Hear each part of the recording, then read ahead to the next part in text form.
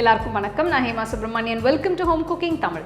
நம்ம வீட்டில் யூஸ்வலாக நம்ம டிப்பிக்கலாக சாப்பிட்ற பிரேக்ஃபாஸ்ட் ரெசிபின்னு பார்த்தீங்கன்னா இட்லி, தோசை, வடை, பொங்கல்னு சொல்லலாம். ஸோ இன்றைக்கி நம்ம பார்க்க போகிற ரெசிபி எல்லாருக்கும் பிடிச்ச மாதிரி வெண் பொங்கல். வாங்க இதை எப்படி செய்யறதுன்னு இப்போ பார்க்கலாம். இந்த ட்ரெடிஷ்னலான சவுத் இண்டியன் டிஷ் வெண் பொங்கல் செய்ய முதல்ல ஒரு பாத்திரத்தில் 1 கப் பச்சரிசியை எடுத்துக்கலாம். அதே அளவு பாசிப்பருப்பும் சேர்த்து நல்லா கழுவி தேவையான அளவு தண்ணி ஊற்றி அரை மணி நேரம் ஊற வைங்க.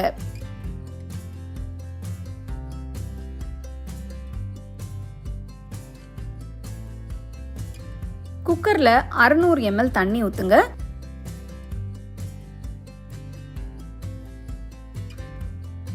ஊற வச்ச அரிசியும் பருப்பும் சேர்த்து தேவையான அளவு உப்பு போட்டு கலந்து குக்கரை மூடி வைங்க.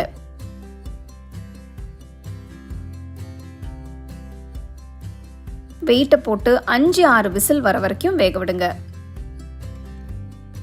ஸ்டோவ்ல ஒரு பேன் வச்சு 1/4 கப் நெய் ஊற்றிக்கலாம். உங்களுக்கு இவ்வளோ நெய் வேண்டாம்னா நீங்கள் கொஞ்சம் நெய் குறைச்சிக்கோங்க. நெய் உருகுனதும் கொஞ்சம் முந்திரி பருப்பு,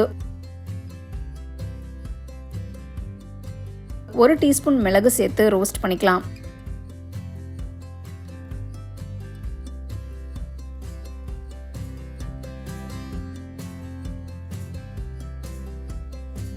முந்திரி பாதி வறுப்படும் போதே அரை டீஸ்பூன் சீரகம் சேர்த்து நல்லா வறுத்துக்கோங்க.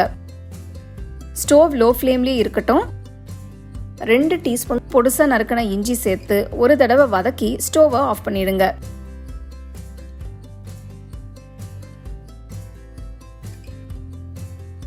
ஸ்டோவை ஆஃப் பண்ணிட்டு 1/4 டீஸ்பூன் பெருங்காயத்தூள், கொஞ்சம் கருவேப்பிலை சேர்த்து வேக வச்ச பொங்கலை சேர்த்துருங்க.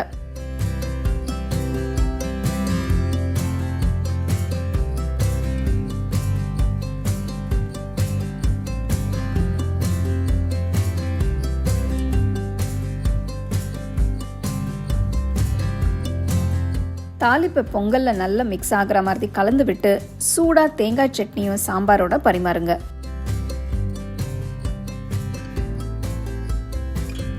காலையில் இந்த மாதிரி ஒரு நல்ல ரிச்சாக டேஸ்டியான ஒரு வெண்பொங்கல் செஞ்சு கொஞ்சம் சூடான சாம்பார் சட்னி வச்சு சர்வ் பண்ணிங்கன்னா பிரமாதமாக இருக்கும்.